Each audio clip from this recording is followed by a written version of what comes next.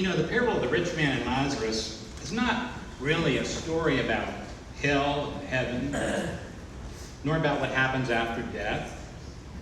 It's not something that's meant to be taken literally at all. It's a parable, a story. And it's not about death. It's about life and how to live in God's way of love and abundance, which is the way of Moses and the prophets and Jesus himself who's telling the story. In the story, Jesus is clear that the ghost of Lazarus cannot be sent to warn the rich man. It cannot be sent to warn the rich man's brothers. That door is closed. The rich man had his chance to live in God's way with empathy and compassion and charity toward the poor man at his gate. Yet in the story, Jesus does send a ghost from beyond the grave to speak to the living.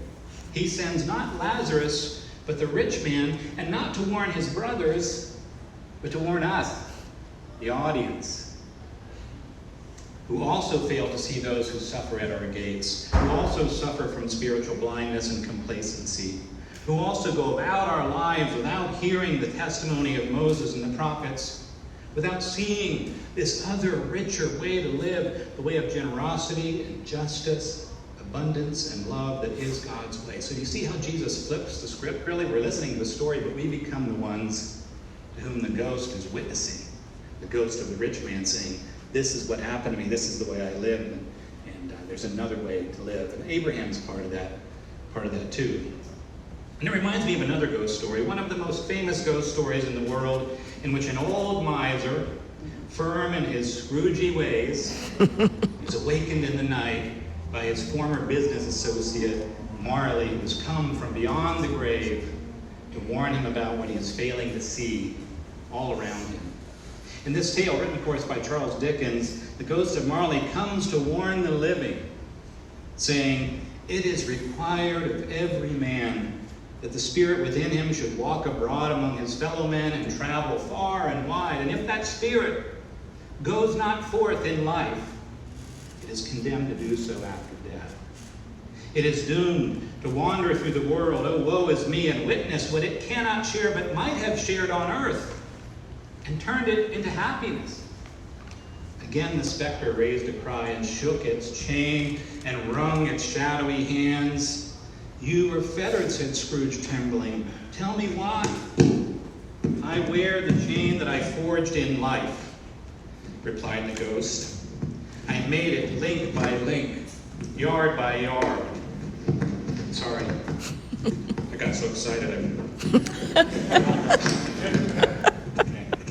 "I wear the chain I forged in life," replied the ghost. "I made it link by link and yard by yard. I girded it of my own free will, and of my own free will I wore it." That's what the rich man discovered in Jesus' story too, when he looked up and saw for the very first time the poor man who had suffered at his gate for years, but he didn't see him all those years. "Remember," the child said Abraham, "that during your lifetime you received your good things." The same message that Marley is bringing to Scrooge. One of the prime dangers of wealth, commented New Testament scholar John Donahue, is that it causes blindness, a kind of spiritual blindness in us. In Dickens' tale, the ghost of Marley continues, "O captive bound and double iron," cried the phantom, "not to know that any Christian spirit working kindly in its little sphere, whatever that may be, will find its mortal life too short for its vast means of usefulness. Not to know that no space of regret can make amends for one's life's opportunities misused. Yet such was I.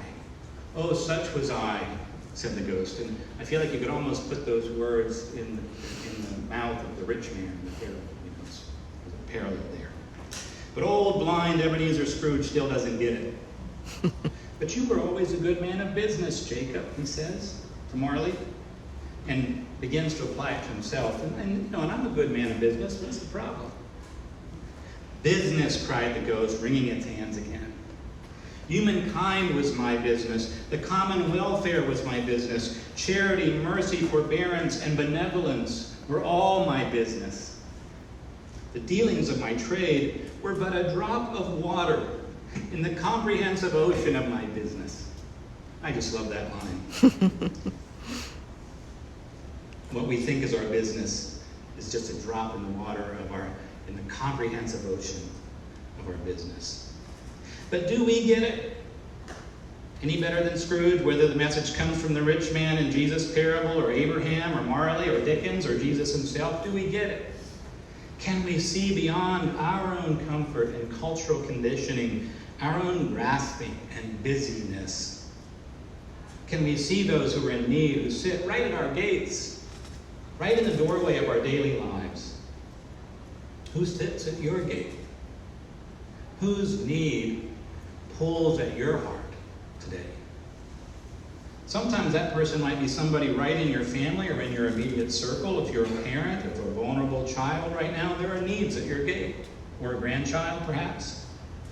I have a niece in jail in Pittsburgh right now, and a sister struggling to care for her grandchild.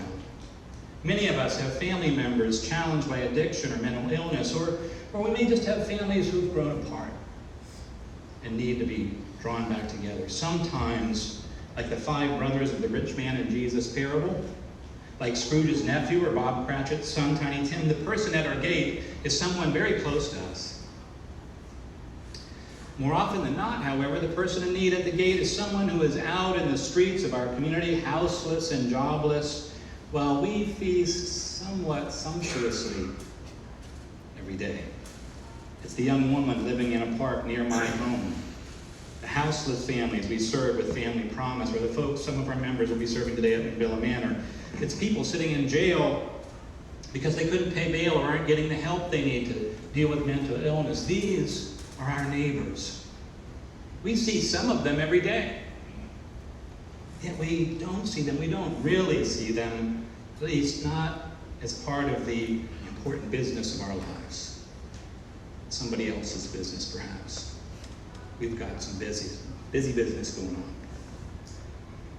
On a larger scale, as a nation, there are multitudes of men, women, and children sitting at our gates.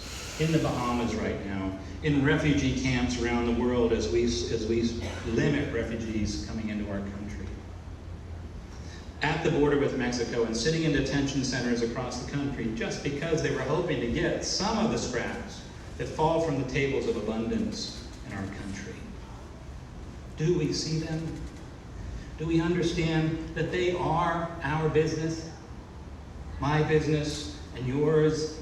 Do we understand humankind is our business? The common welfare is our business. Charity, mercy, forbearance, and benevolence are all our business. Well, we've now been warned by at least 2 ghosts today speaking to us. We've been warned not about hell or flames or chains in the afterlife, but about how we are blind and bound up in this life, how our hearts are fettered and locked down now, and how we are missing the chance at another way of life, open-hearted and free, gracious, compassionate, and rich in relationship. And if this way should seem too difficult or improbable for us to find, let us remember that the one who tells this story to us today, this parable, is also the risen one who bridges the chasm for us and shows us the way, opens it.